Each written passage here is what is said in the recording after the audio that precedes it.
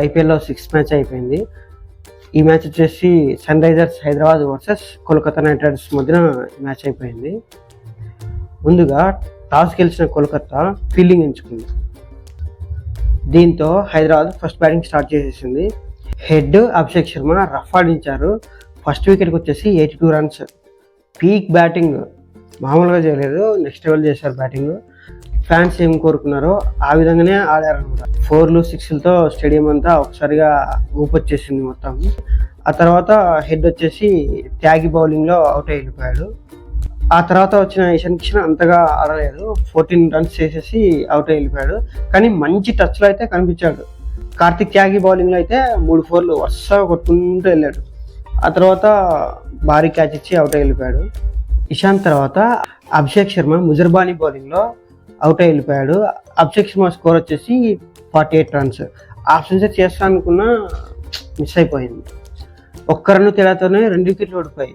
ఇక్కడ అభిషేక్ శర్మ అవుట్ అయ్యేది కొంచెం కాంట్రవర్సీ అయ్యేలా ఉంది.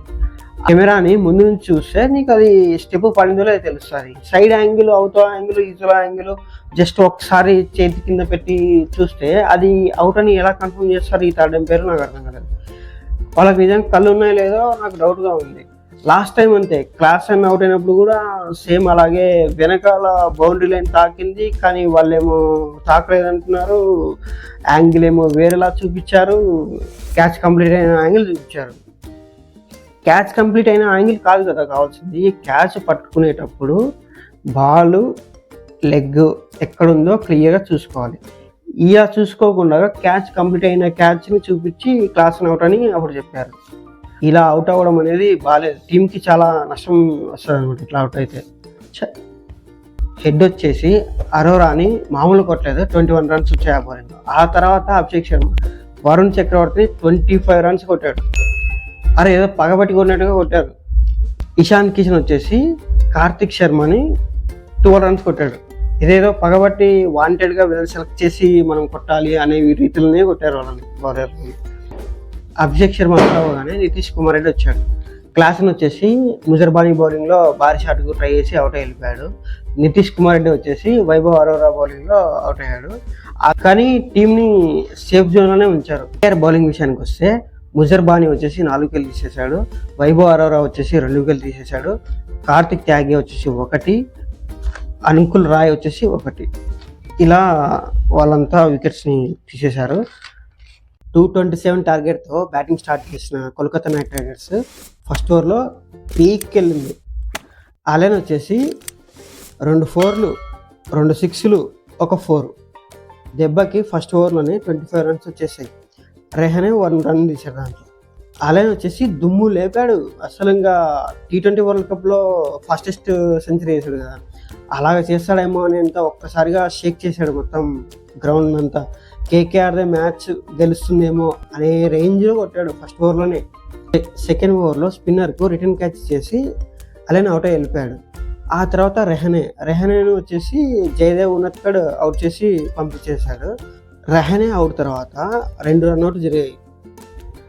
ఇవి మొత్తం మ్యాచ్ అంతా ఒకసారిగా మార్చేసింది. అందులో ఒకటి వచ్చేసి క్యామరన్ గ్రీన్. ముందుగా రఘువంశీ అవుట్ అయిన ఆడేమో అనుకొని రఘువంశీ వెళ్ళిపోయాడు. బౌండరీ లైన్ దగ్గర ఆపడంతో ఆయన ఆగి ఎవరు అవుట్ అయ్యారో రిప్లై చూసుకుందామని వచ్చేసాడు. ఆ తర్వాత రిప్లైలో వచ్చేసి క్యామరన్ గ్రీన్ అవుట్ అయ్యాడు అని వచ్చింది. ఇక్కడ వీళ్ళిద్దరి డిస్టర్బెన్స్ వల్ల ఒక వికెట్ ఎగిరిపోయింది. రెండవ రన్అట్ వచ్చేసి రీకు సింగ్ రఘువంశీ వద్ద జరిగింది. రీకు సింగ్ వచ్చేసి ఆఫ్ సైడ్ స్క్వేర్ కట్ ఆడడానికి వెళ్ళాడు. అక్కడ ఆల్రెడీ ఫీల్డర్ ఉన్నాడు. అతని వైపు చూస్తూ రీకు సింగ్ వచ్చేసి ముందు మూమెంట్ ఇచ్చేసి వెనక్కు తగ్గాడు. అప్పటికే రఘువంశీ వచ్చేసి దగ్గరకు వచ్చేసాడు. మరి తిరిగి అవతరంలోకి వెళ్ళేలోపు అవుట్ చేశారు అనమాట. ఇలా మిస్అండర్స్టాండింగ్ వల్ల ఈ 2 రన్అట్లు జరిగాయి. అంతగా ఏమీ ఆడలేదన్నమాట. తర్వాత నరేన్ వచ్చేసి 2 6లు కొట్టాడు. 3 6 కొడదామని ట్రై చేసి అవుట్ అయి వెళ్ళిపోయాడు. ఇలా ఎవరు స్టేబుల్గా ఆడలేదు. పార్ట్నర్షిప్ బిల్డ్ చేద్దామని అనుకోలేదు. పార్ట్నర్షిప్ అనేది చాలా ముఖ్యం. వికెట్లు పడేటప్పుడు స్టేబుల్గా ఆడడం అనేది ఇంకా ముఖ్యం. ఇంకా టీం వచ్చేసి ఆల్అౌట్ అయిపోయింది. 161 ఫర్ 10 వికెట్స్ 16 ఓవర్స్ కల్లా మ్యాచ్ కంప్లీట్ అయిపోయింది. బౌలర్లో టాప్ వచ్చేసి జయదేవ్ ఎత్తాడు, 3 వికెట్లు తీశాడు. నితీష్ కుమార్ రెడ్డి 2 వికెట్లు తీశాడు. మలింగా వచ్చేసి 2 వికెట్లు తీసేశాడు. ఇలా కోల్కతాను అవుట్ చేశారు. ఈ 2026 IPL లో SRH కు ఫస్ట్ గెలుపు అనేది వచ్చేసింది.